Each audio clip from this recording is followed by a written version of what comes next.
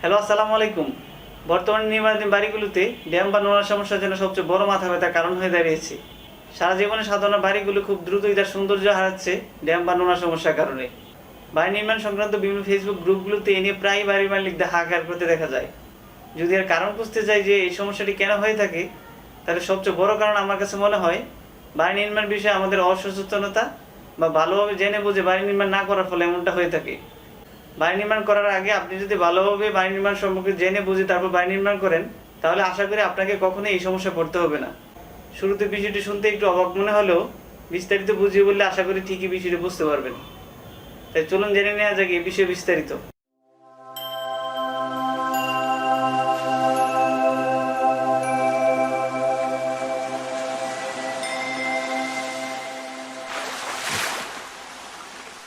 প্রথমে আমরা জেনে নিব ড্যাম বা নোনা সমস্যা কি এবং এর কারণ কি। কেননা যে কোনো সমস্যার কারণ না জানলে তার সমাধান কখনোই খুঁজে বের করা যায় না। তাই চলুন জেনে নেই প্রথমে ড্যাম বা নোনা সমস্যা কি ও এর কারণ কি, তারপর আমরা এর থেকে পরিত্রাণের উপায় জেনে নিব। ড্যাম হচ্ছে ওয়ালে ভিজা বা সেদে ভাব, যা ওয়ালে কোনো কারণে পানি চলে আসলে এমনটা হয়ে থাকে। আর নোনা হচ্ছে ওয়ালে ফাঙ্গাস বা পাউডার বা ফুসকার মতো দেখায়, যা ওয়ালে কোনো কারণে লবণ চলে আসলে এমনটা হয়ে থাকে। ওয়ালে ড্যাম বা নোনা সমস্যার কারণ: 1 নম্বর কারণ, ওয়ালকে ভালোভাবে শুকাতে না দেওয়া। নির্মাণ কাজ চলাকালীন সময়ে সারফেস বা ওয়ালকে ভালোভাবে শুকাতে না দেওয়া এর জন্য অনেকাংশে দায়ী, এবং আমি মনে করি সবচেয়ে বেশি দায়ী। প্লাস্টার বা টাইলসের কাজ শেষ হওয়ার পর আমাদের আর তর্স হয় না কখন বাড়িতে বসবাস শুরু করব অথবা কখন বাড়িটা ভাড়া দেব। এই করতে গিয়ে আমরা দ্রুত ওয়ালে রং করে ফেলি, ফলে ওয়ালে জমে থাকা পানি আর বের হতে পারে না বলে ওয়ালে ড্যাম বা নোনা সমস্যা দেখা দেয়। 2 নম্বর কারণ, লবণযুক্ত কনস্ট্রাকশন মালামাল।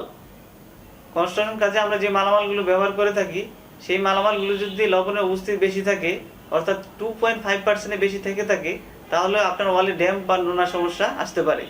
3 নম্বর পয়েন্ট, লবণ বা ময়লা আবর্জনাযুক্ত পানির ব্যবহার। কনস্ট্রাকশন কাজে আমরা যে পানিটা ব্যবহার করে থাকি, সেই পানিটা যদি ময়লা আবর্জনাযুক্ত হয়ে থাকে, তাহলে আপনার ওয়ালে ড্যাম বা নোনা সমস্যা আসতে পারে। 4 নম্বর পয়েন্ট, পানি লিকেজ। ওয়ালের ভিতরে অথবা বাইরের কোনো পানির লাইনে যদি পানি লিকেজ হয়ে থাকে, তাহলে আপনার ওয়ালে ড্যাম বা নোনা সমস্যা আসতে পারে। 5 নম্বর পয়েন্ট, সঠিক পানি নিষ্কাশনের অভাব।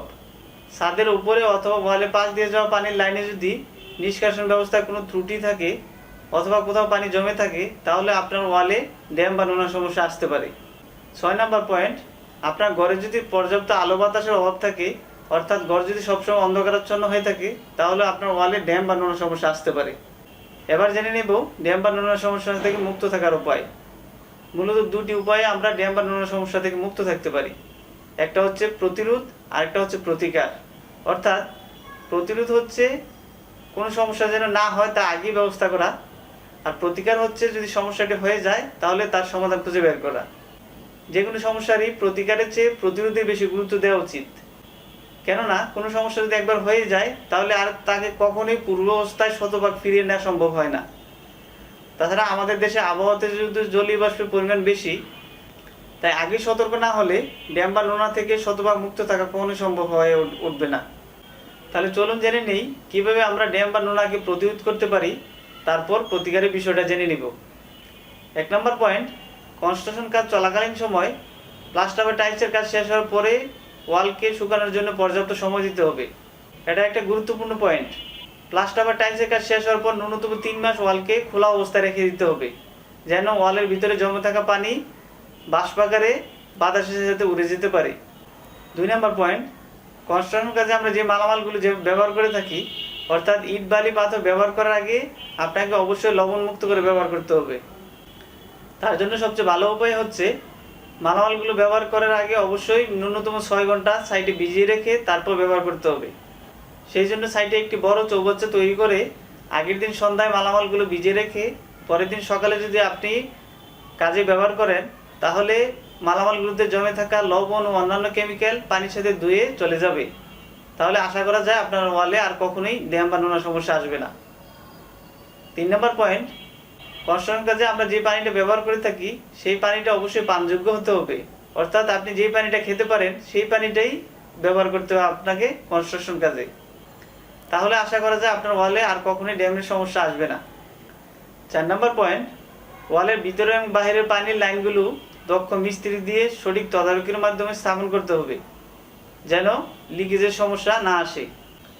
সেই জন্য পানির লাইনের কাজ শেষ হওয়ার পর প্লাস্টার বা টাইলস দিয়ে ঢেকে দেওয়ার আগে পানির লাইনে পানি দিয়ে ওয়াটার প্রেশার চেক করে নিতে হবে।